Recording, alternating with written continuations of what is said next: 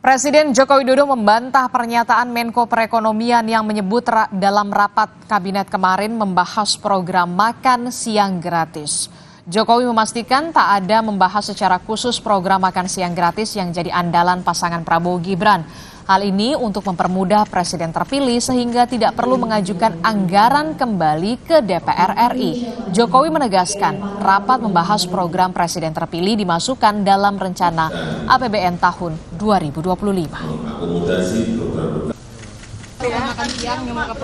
Tidak ada, hanya dalam sidang kabinet paripurna saya sampaikan bahwa program presiden terpilih harus sudah dimasukkan dalam rencana anggaran 2025 supaya presiden terpilih menjadi lebih cepat dan lebih mudah dalam nanti penganggaran, tidak kembali lagi mengajukan anggaran kepada DPR. Jadi inilah yang teman-teman cukup disampaikan di dalam rapat paripurna kemarin.